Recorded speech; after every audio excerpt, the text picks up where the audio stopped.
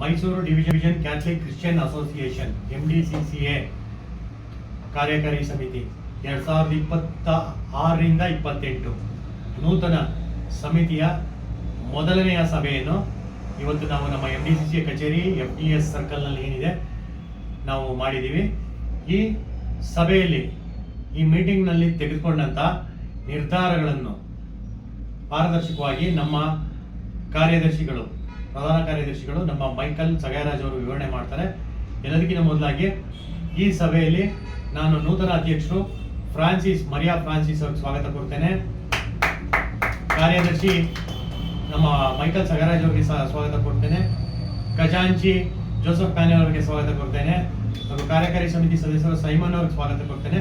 ಹಾಗೂ ಎಲ್ಲ ಪದಾಧಿಕಾರಿಗಳಿಗೂ ಸ್ವಾಗತ ಕೊಡ್ತಾ ಇಂದಿನ ಸಭೆಯಲ್ಲಿ ತೆಗೆದುಕೊಂಡಂತ ಕೆಲವೊಂದು ಮಹತ್ವವಾದ ನಿರ್ಣಯಗಳನ್ನ ನಮ್ಮ ಪ್ರಧಾನ ಕಾರ್ಯದರ್ಶಿಗಳಾದಂಥ ಮೈಕಲ್ ಸಗಾಯರಾಜ್ ಅವರು ಈಗ ವಿವರಣೆಯನ್ನು ಕೊಡ್ತಾರೆ.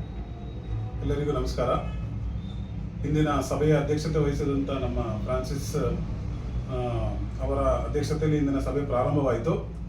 ಮೊದಲನೇದಾಗಿ ಸಭೆಯಲ್ಲಿ ತೆಗೆದುಕೊಂಡ ನಿರ್ಧಾರ 2025ರಲ್ಲಿ ಸೈಟ್ ವಿಚಾರವಾಗಿ ನಮ್ಮ ತಂಡದಿಂದ ಬ್ಯಾಂಗ್ಳೂರು ವಿಧಾನಸೌಧದ ಭೈರತಿ ಸುರೇಶ್ ಅವರನ್ನು ಭೇಟಿ ಮಾಡಿ ಬಂದು ಕೆಲವು ವಿಚಾರಗಳನ್ನು ಕೊಟ್ಟು ಬಂದಿದ್ದರು. ಅದರ ಬಗ್ಗೆಯೂ ಚರ್ಚೆ ನಡೀತು ಈ ಸಭೆಯಲ್ಲಿ. ಮುಂದಿನ ದಿನಗಳಲ್ಲಿ ಮತ್ತೆ ಇದರ ವಿಚಾರವಾಗಿ ಬ್ಯಾಂಗ್ಳೂರ್ನ ಭೇಟಿ ಮಾಡಬೇಕು ಅಂತಲೂ ಸಭೆಯಲ್ಲಿ ತೀರ್ಮಾನ ಆಗಿದೆ. ಎರಡನೇದಾಗಿ ಹೆಣ್ಣು ಮಕ್ಕಳಿಗೆ ಟೈಲರಿಂಗ್ದು ಕೆಲವು ಸರ್ಟಿಫಿಕೇಟ್ನ ನಮ್ಮ ತಂಡದಿಂದ ವಿತರಿಸಲಾಗಿತ್ತು.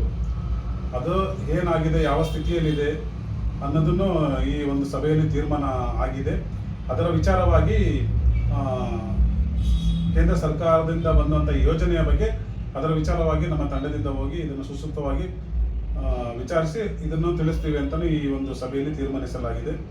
ಮತ್ತು ಬ್ಯಾಂಕಿನ ವಹಿವಾಟಿ, ನಮ್ಮ ಈ MDCCA ತಂಡದ ಬ್ಯಾಂಕಿನ ವಹಿವಾಟವನ್ನು ಹೊಸದಾಗಿ ಈಗ ನೇಮಕ ಆಗಿರುವಂಥ ಅಧ್ಯಕ್ಷರು, ಕಾರ್ಯದರ್ಶಿ, ಖಜಾಂಚಿ ಇವರ ಒಂದು ಹೆಸರಿಗೆ ವರ್ಗಾವಣೆ ಆಗಿ ಸಹಿಗೆ ಆಗಬೇಕು ಅಂತಲೂ ತೀರ್ಮಾನಿಸಲಾಗಿದ್ದು.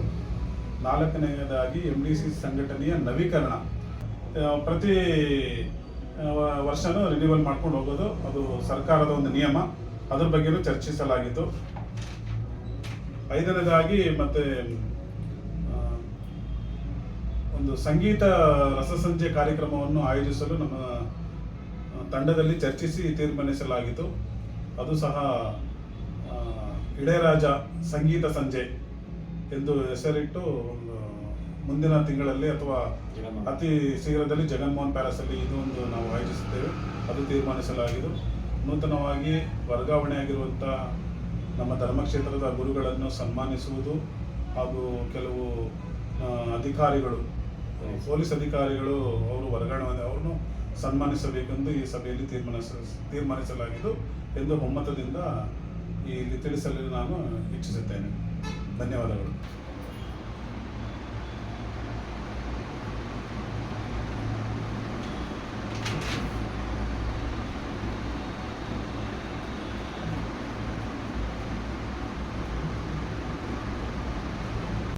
ಸೈಟ್ ವಿಷಯವಾಗಿ ಸೈಟ್ ಸಮಸ್ಯೆಯನ್ನು ಬಗೆಹರಿಸ್ಕೊಡಿ ಅಂತ ನಾವು ಡಿಸೆಂಬರ್ 25, 2025 30ನೇ ತಾರೀಕು ನಾವು ವಿಧಾನಸೌಧಕ್ಕೆ ಹೋಗಿ ಮೆಮೊರಂಡಮ್ ಕೊಟ್ಟಿದ್ದು.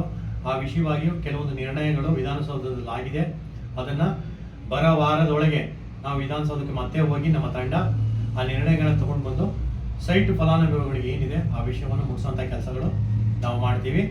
ಅದೇ ರೀತಿ ಒಂದು 130 ಜನ ಮಹಿಳೆಯರಿಗೆ ಟೈಲರಿಂಗ್ ಸರ್ಟಿಫಿಕೇಟ್ ಮಾಡಿಸಿ ಅವರಿಗೆ ಲೋನಿಗೆ ಅಪ್ಲೈ ಮಾಡಿಸಿದ್ದು, ಆ ಲೋನು ಸ್ಟೇಟಸ್ ಏನಿದೆ ಅನ್ನೋದನ್ನು ಫಾರ್ವರ್ಡ್ ಏನಾಗಿದೆ ಅದನ್ನು ಮಾನಿಟರ್ ಮಾಡಿ ಆ ವಿಷಯವನ್ನು ಪ್ರತಿಯುತ್ತ ಅಲ್ಲಿ ಲೋನ್ ವಿಚಾರವಾಗಿ ಏನು ಕೈಗೊಂಡಿದ್ದಾರೆ ಕೇಂದ್ರ ಸರ್ಕಾರದ ಒಂದು ನಿರ್ಣಯ, ಅವರಿಗೆ ಲೋನ್ ಆಗಿದೆಯಾ ಲೋನ್ ಆಗಿಲ್ವಾ ಅನ್ನೋದನ್ನು ಫಾಲೋಅಪ್ ಮಾಡಿ ನಾವು ಹಾಕಿಸಿದಂಥ ಟೈಲರಿಂಗ್ ಮಹಿಳೆಯರಿಗೆ ಆ ವಿಷಯವನ್ನು ಅವರಿಗೆ ರಿಸಲ್ಟನ್ನು ಮುಟ್ಟಿಸುವಂಥ ಕೆಲಸವನ್ನು ನಾವು ಬರವಾರದೊಳಗೆ ನಾವು ಮಾಡ್ತೀವಿ. ಅದಲ್ಲದೆ ನಮ್ಮ ಅಧಿಕೃತ ಬ್ಯಾಂಕ್ ಖಾತೆ MDCCA ಏನಿದೆ ಅದನ್ನು ಹೊಸದಾಗಿ ಅಧ್ಯಕ್ಷರು, ಕಾರ್ಯದರ್ಶಿ ಹಾಗೂ ಖಜಾಂಚಿ ಅವರ ಹೆಸರಿಗೆ ನಾವು ಮಾಡಿಕೊಡ್ಬೇಕಾಗಿದೆ. ಅದನ್ನು ಈ ವಾರದಲ್ಲೇ ನಾವು ಮುಗಿಸ್ಕೊಡ್ತೀವಿ. ಅದೇ ರೀತಿಯಲ್ಲಿ ನಮ್ಮ ಸಂಘದ ನವೀಕರಣ ಅದು ಪ್ರತಿ ವರ್ಷ ನಾವು ಮಾಡ್ತಾ ಬಂದಿದ್ದೇವೆ. ಪ್ರತಿ ವರ್ಷ ಮಾಡ್ತಾ ಇರುವಾಗ ಈ ವರ್ಷದನ್ನು ನವೀಕರಣ ಮಾಡೋಂಥ ತೀರ್ಮಾನವನ್ನು ನಾವು ಮಾಡಿದ್ದೇವೆ. ಫಂಡ್ ರೈಸಿಂಗ್ ಕಾರ್ಯಕ್ರಮ, ಯಾವುದೇ ಸಂಘಟನೆ ನಡೆಯೋಕ್ಕೆ ಫಂಡ್ ರೈಸಿಂಗ್ ಮಾಡಲೇಬೇಕಾಗುತ್ತೆ. ಅದರಿಂದ ಇಳೆಯರಾಜ ಸಂಗೀತ ಸಂಜೆ ಒಂದು ಜಗನ್ಮೋಹನ್ ಪ್ಯಾಲೇಸಲ್ಲಿ ನಾವು ಮಾಡಬೇಕು ಅಂತ ಮೊದಲಿಂದ ನಮ್ಮ ಉದ್ದೇಶ ಇತ್ತು.